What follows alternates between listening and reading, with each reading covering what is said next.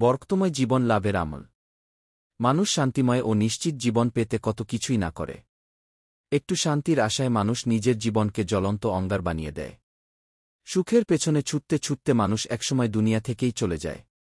কিন্তু কাঙ্ক্ষিত সেই শান্তি, বিশ্রাম আর কয়জনই পায়? তাই মানুষের উচিত মহান আল্লাহর কাছে কল্যাণ ও বরকতের জন্য দোয়া করা। প্রকৃত কল্যাণময় জীবন তারাই পায়, মহান আল্লাহ যাদের দান করেন। নিম্নে এমন কিছু বিষয় তুলে ধরা হল, যেগুলো মানুষের জীবনকে কল্যাণময় করে। ঈমান আনা। পবিত্র কোরআনে মহান আল্লাহ বলেন, আর যারা ঈমান এনেছে এবং সৎকাজ করেছে তাদের শুভ সংবাদ দিন যে তাদের জন্য রয়েছে জান্নাত, যার তলদেশে নদী প্রবাহিত। সূরা বাকারাহ আয়াত ২৫। তাকওয়া অবলম্বন করা। মহান আল্লাহ বলেন, আর যদি সেসব জনপদের অধিবাসীরা ঈমান আনত এবং তাকওয়া অবলম্বন করত, তাহলে অবশ্যই আমরা তাদের জন্য আসমান ও জমিনের বরকতসমূহ উন্মুক্ত করে দিতাম। সূরা আরাফ আয়াত ৯-৬। তাওয়াক্কুল করা, অর্থাৎ আল্লাহর ওপর ভরসা করা। পবিত্র কোরআনে মহান আল্লাহ বলেন, আর যে ব্যক্তি তাওয়াক্কুল করে মহান আল্লাহই তার জন্য যথেষ্ট। সূরা তালাক আয়াত ৩। রাসূলুল্লাহ সাল্লাল্লাহু আলাইহি ওয়াসাল্লাম বলেছেন, তোমরা যদি প্রকৃতভাবেই আল্লাহ তাআলার ওপর নির্ভরশীল হতে তাহলে পাখিদের যেভাবে রিজিক দেওয়া হয় সেভাবে তোমাদেরও রিজিক দেওয়া হতো। এরা সকালবেলা খালি পেটে বের হয় এবং সন্ধ্যায় ভরা পেটে ফিরে আসে। তিরমিজি হাদিস ২৩৪৪। অল্পে তুষ্ট হওয়া। আবু হুরায়রা রাদিয়াল্লাহু আনহু থেকে বর্ণিত, নবী সাল্লাল্লাহু আলাইহি ওয়াসাল্লাম বলেছেন, ধনের আধিক্য হলে ধনী হয় না, অন্তরের ধনীই প্রকৃত ধনী। বুখারী হাদিস ৬৪৪৬।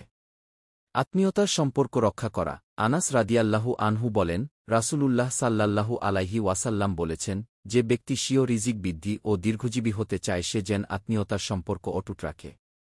আবু দাউদ হাদিস ১৬৯৩। সাতকা করা। পবিত্র কোরআনে ইরশাদ হয়েছে, বলুন, আল্লাহ সুদকে নিশ্চিহ্ন করেন এবং দানকে বর্ধিত করেন।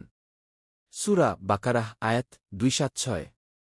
নিয়ামতের শুকরিয়া করা। মহান আল্লাহ বলেন, তোমরা কৃতজ্ঞ হলে অবশ্যই আমি তোমাদের আরও বেশি দেব, আর অকৃতজ্ঞ হলে নিশ্চয়ই আমার শাস্তি তো কঠোর। সূরা ইব্রাহিম আয়াত ৭। ইস্তিগফার করা। পবিত্র কোরআনে ইরশাদ হয়েছে, অতঃপর বলেছি, তোমাদের রবের কাছে ক্ষমা প্রার্থনা করো, নিশ্চয়ই তিনি মহাক্ষমাশীল। তিনি তোমাদের জন্য প্রচুর বৃষ্টিপাত করবেন এবং তিনি তোমাদের সমৃদ্ধ করবেন ধনসম্পদ ও সন্তান সন্ততিতে এবং তোমাদের জন্য স্থাপন করবেন উদ্যান ও প্রবাহিত করবেন নদীনালা। সূরা নূহ আয়াত ১০১২।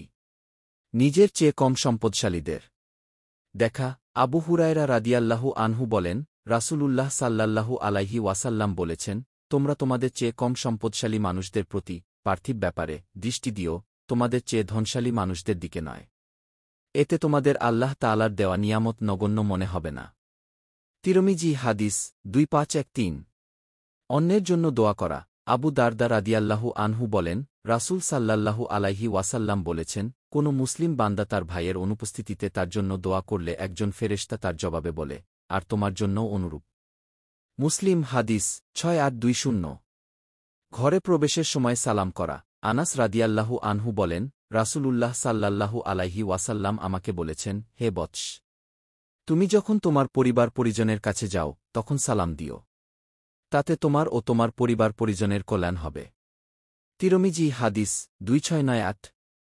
মহান আল্লাহ আমাদের সবাইকে অফুরন্ত বরকত ও কল্যাণ অর্জনের তৌফিক দান করুন। আমিন।